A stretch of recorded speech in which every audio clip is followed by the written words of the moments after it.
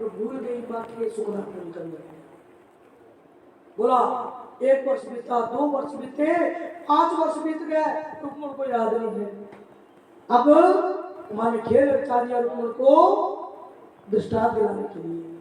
बोला बेटा बीमार पड़ गया, इतना बीमार कि जिस भी वैद्य के पास लेके जा रही है सब हाथ खड़े कर देते हैं।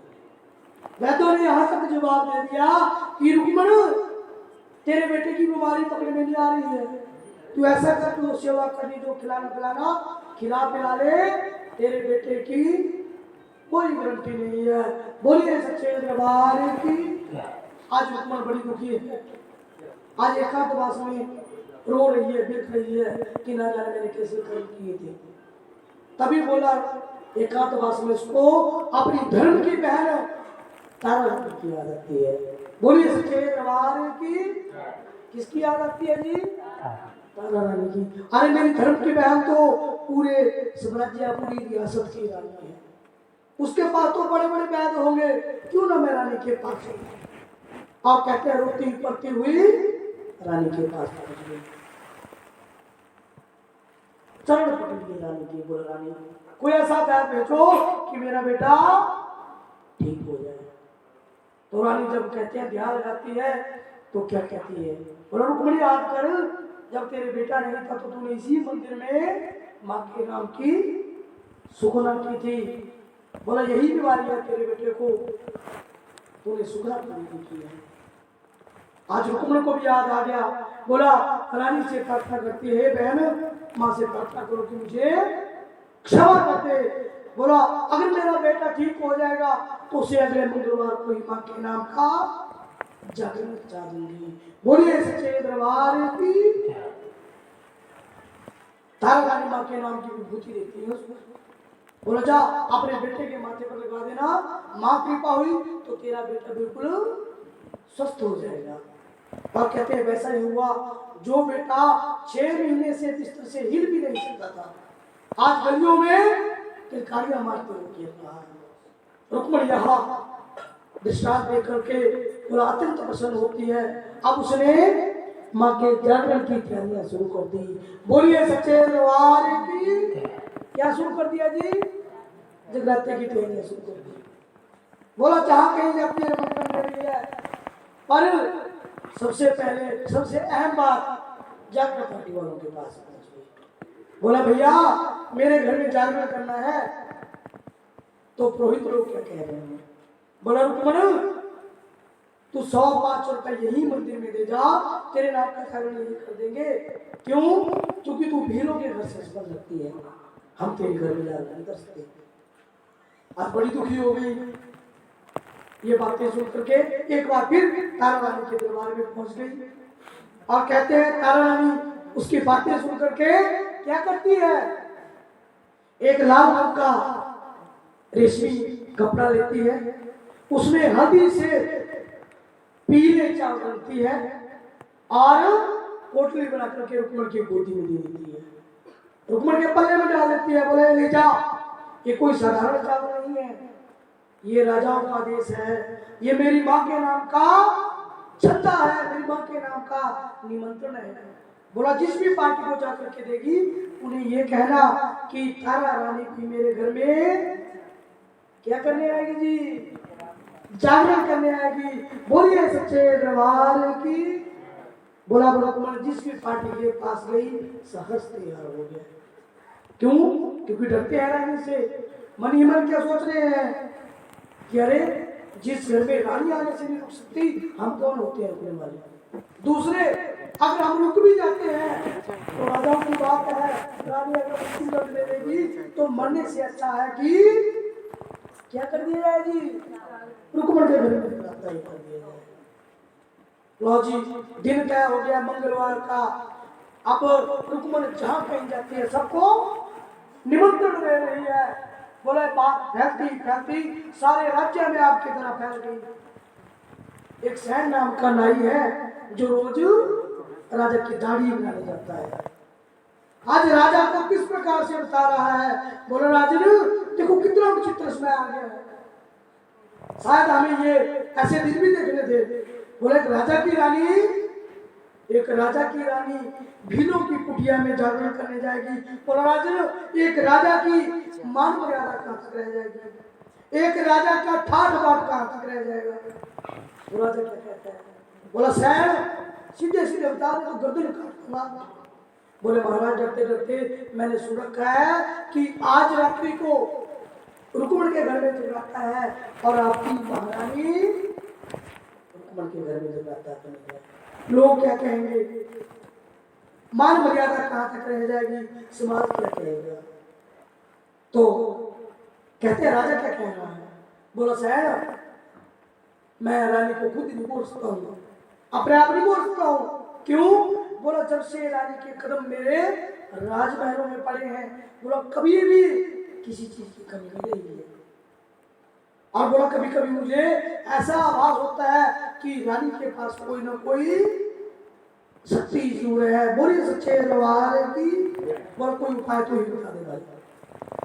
तो सैन ने क्या किया, बोला राजा की एक उंगली में चीरा लगा दिया और नमक मिर्च का घोल लगा करके बड़ी सी पट्टी बांध दी। बोला राजन फिर ऐसा करना, क्या करना, संध्या काल को रानी के कक्ष में जाना। बोला अस्कार खेलने गया था, हाथ में चोट लगी है, बड़ी दर्द हो रही है।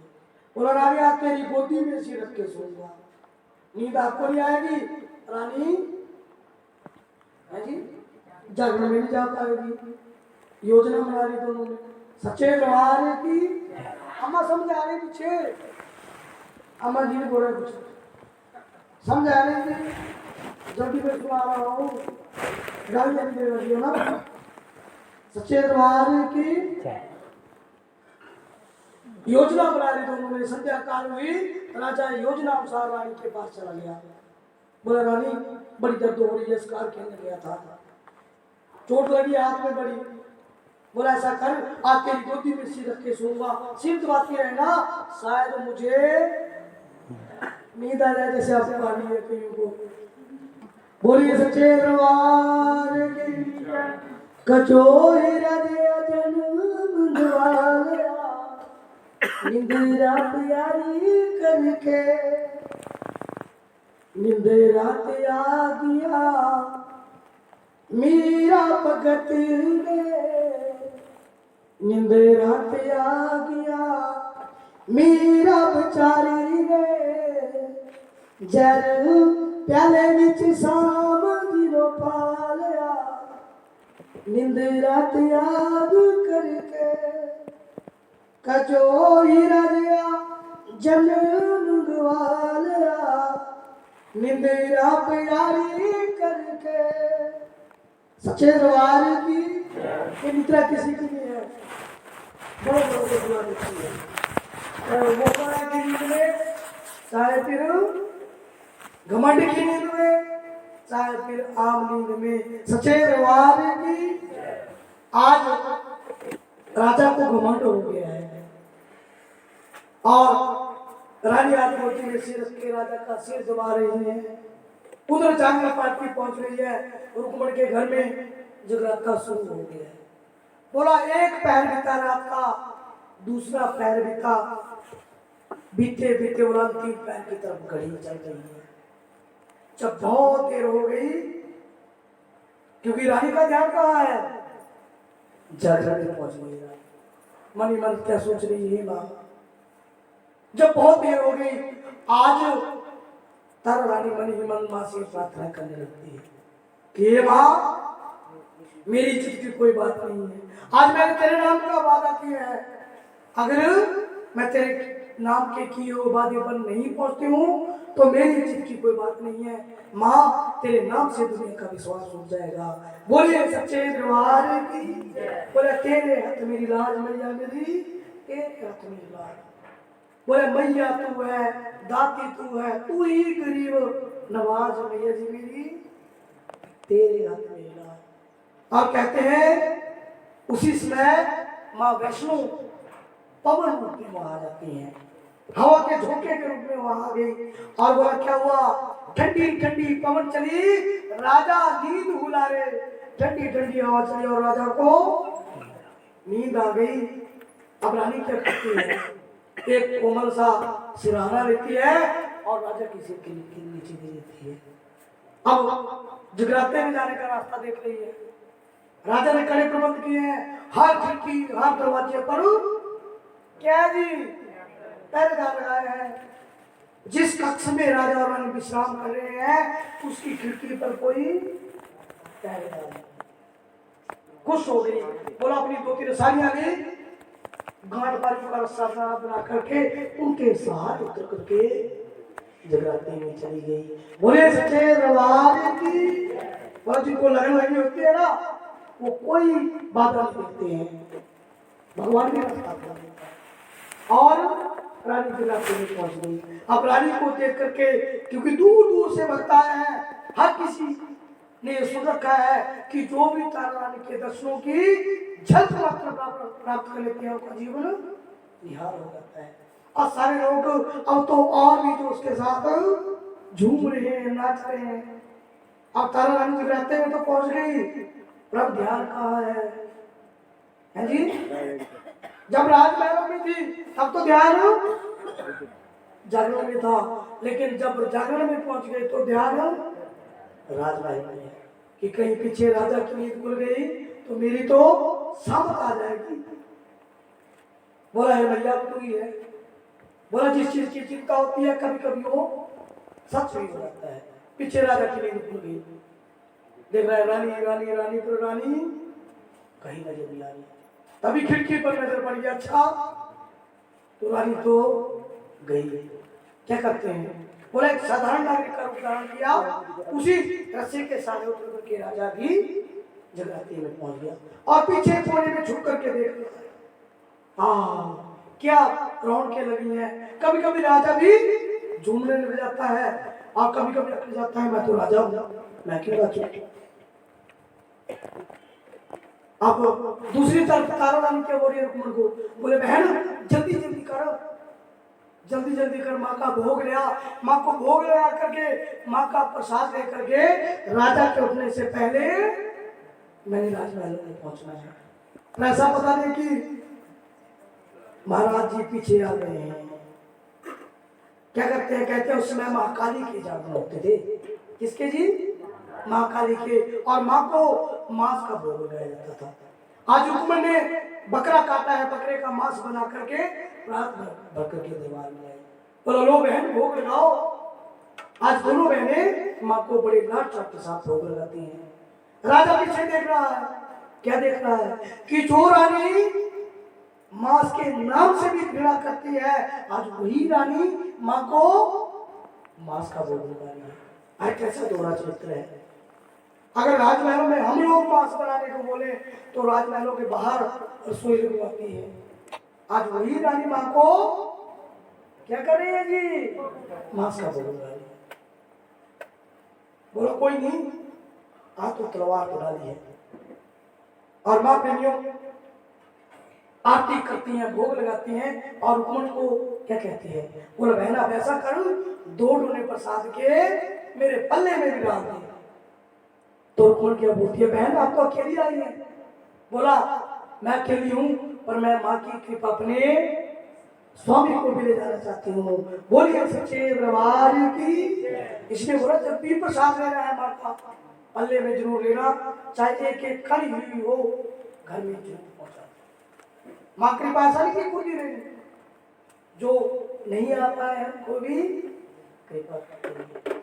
आज रुक्मण जो है 2 डोने मांस के उसके पल्ले में डाल देती है। अब पल्ला छुपा करके रानी चल पड़ती है राजमहलों की तरफ। पर जाए तो जाए कैसे? आगे राजा तलवार निकाल करके खड़ा हो गया।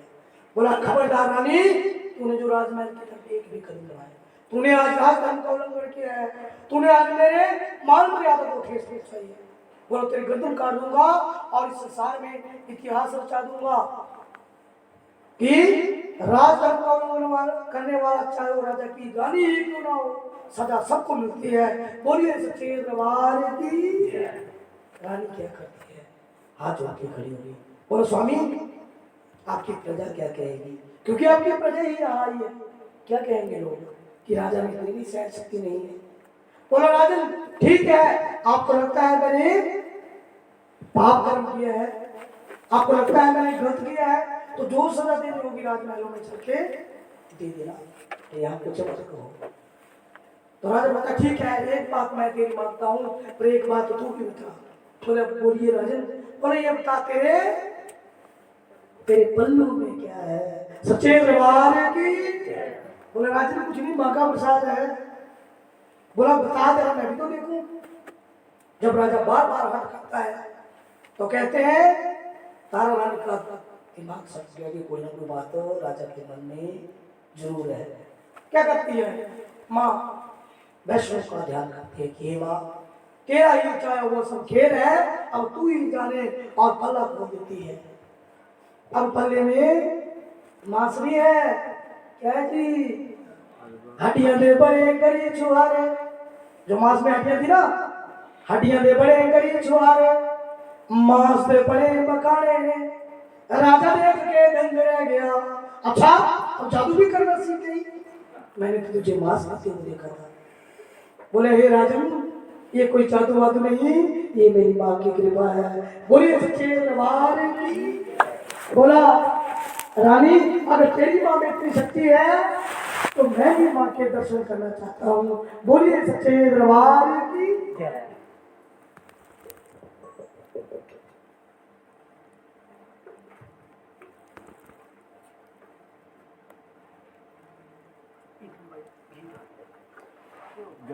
सच्चे दरबार की।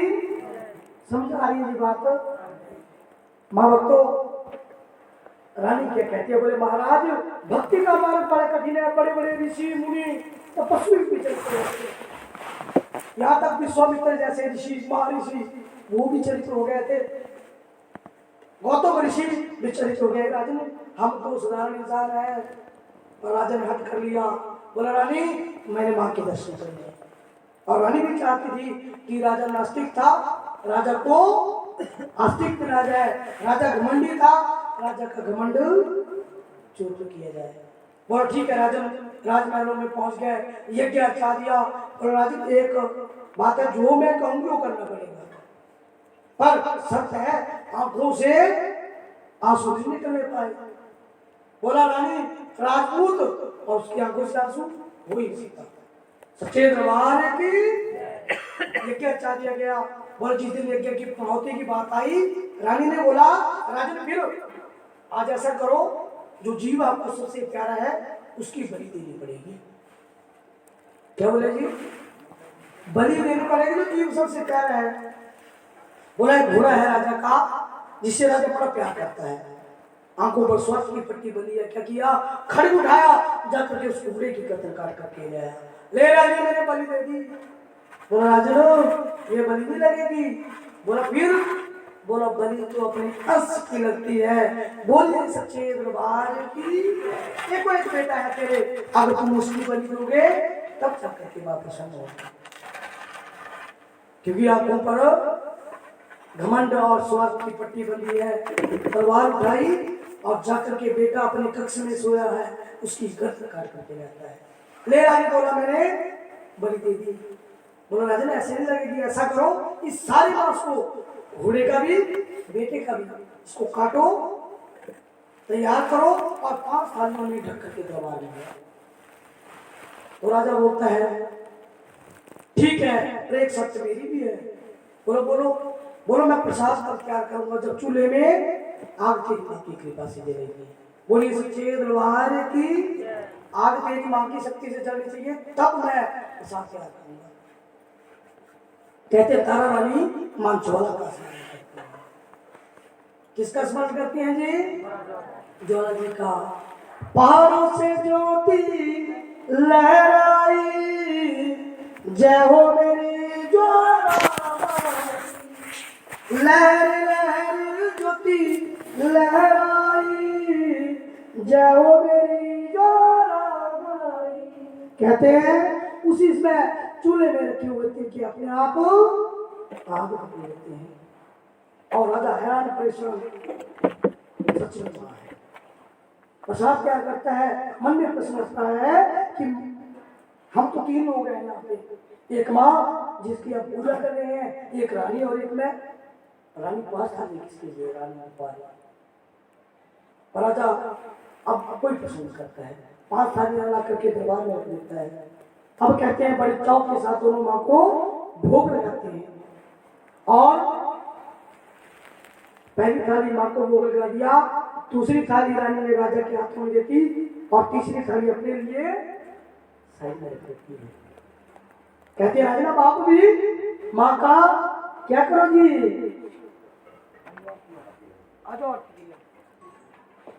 क्या बोला जी, राजा आप भी माँ का भोग ग्रहण करो।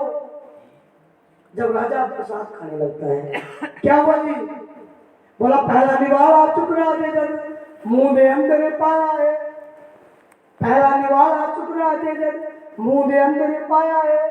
क्या होता जी, अपने बेटे की अंगुली का नख दंड तले आए, पहला ही निवाला उठाया कि बेटे की अंगुली का नाखून दब के नीचे आ गया। अब राजा की आंखें खुली खुली, मुंह खुला कर रो रहा है, दिख रहा है, अरे मेरे जैसा पापी, मेरे जैसा दुराचारी इस संसार का कोई नहीं होगा जो अपने स्वार्थ के वशीभूत होकर के अपना स्वार्थ पूरा करने के लिए एक निहत्थे चीज की क्या अपने बेटे तक की जान दे देगा। आज रो रहा है राजा, दिख रहा है। बस रानी के पास एक व्रत रानी बोला, रानी मुझे नहीं करने मार्गदर्शन, ऐसा कर मेरे बेटे को ठीक करवा दे, मेरे घोड़े को ठीक कर दे।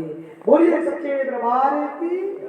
जब बहुत देर हो गई तो अब रानी को थोड़ा विश्वास हो गया कि राजा का घमंड थोड़ा चूर्ण हो गया है। बोले राजन अगर नहीं मानते हो तो ऐसा करो, चौथी थाली उठाओ और जब करके अपने घोड़े को माँ का प्रसाद खिलाते हैं। जब रानी बार बार कहती है तो आज राजा चौथी थाली उठा करके जैसे ही गुरसाला की तरफ जा रहा है, राजा के आने की आहट सुन करके आज राजा का घोड़ा ही हिलाने लगता है। बोलिए सच्चे दरबार की। जैसे ही बोला किवाड़ खोल के देखा, क्या देख रहा है कि राजा का घोड़ा बिल्कुल स्वस्थ घास खा रहा है, जाके हाथ दे रहा है कि मैं कहीं सपना बन देख रहा हूँ। कहते जैसे ही थाली से भर का हटाया, थाली में अब मांस का प्रसाद नहीं है, क्या है कि चने का प्रसाद है। ये जो चने का प्रसाद प्रभात बेला में हम चढ़ाते हैं ना, उस घोड़े को समर्पित होता है। बोलिए सच्चे दरबार की। राजा एक बार फिर माँ के चरणों के सामने नतमस्तक हो जाता है। पहुंच गया एक बार फिर दौड़ता हुआ रानी के पास, अब एक कृपा करवा दो माँ से, मेरे बेटे को भी ठीक कर दो, मैं माँ का कभी ऐसा नहीं भूलूंगा। और कहते हैं साचू खाली रानी ने हाथों में लेगी, अब बेटे को आवाज लगाते हुए जा रहा है। बोला बेटा रोहितास आवाज लगा रहा है। आज बोला जैसे ही कक्ष के पास पहुंचा, बेटा आंखें बंद हुए बाहर आ गया। बोला पिताजी क्यों जगा दिया? मैं तो बहुत सुंदर सपना देख रहा था, मैं सपना देख रहा था कि मैं माँ शेरावाली की गोदी में सोया हुआ था और माँ मुझे लोरियां सुना रही थी। बोलिए सच्चे दरबार की। आज राजा का हृदय, राजा का कलेजा फट रहा है, रो रहा है, पर किस मुंह से बताए कि बेटा मैंने क्या किया था। बस बेटे को हृदय से लगा लेता है और जैसे थाली से भर काटता है, उस थाली में मांस की जगह फलों का प्रसाद बना होता है। ये प्रसाद जब भी हम कंजक पूजन करते हैं तो कंजकों के साथ एक क्या करते हैं जी, बटबट करते हैं बेटा, उसको ये प्रसाद समर्पित होता है। बोलिए सच्चे दरबार की। कहते हैं राजा उसी समय इतना माँ की भक्ति से प्रभावित होता है कि मैंने सारा जीवन तो ठाट बाट में गुआ दिया। बोला भक्ति तो मैंने की नहीं, सारा राजकाज अपने बेटे के नाम करके उसी समय कहते हैं राजा और रानी दोनों जंगलों में माँ की भक्ति के लिए निकल जाते हैं। तो बोला तारा रानी कथा दा भक्तो सार यही है, प्रेम देना जो गाएगा, प्रेम देना जो सुन पाएगा, चोलियां पर ले जाएगा, वो चोलियां पर ले जाएगा। तो यही पर आज के जागरण को विराम। आइए सब खड़े हो जाएंगे, माँ के दरबार में जाएंगे और सबने माँ की आरती करनी, माँ को मन ही मन भोग लगाना, परिवार के सब सदस्य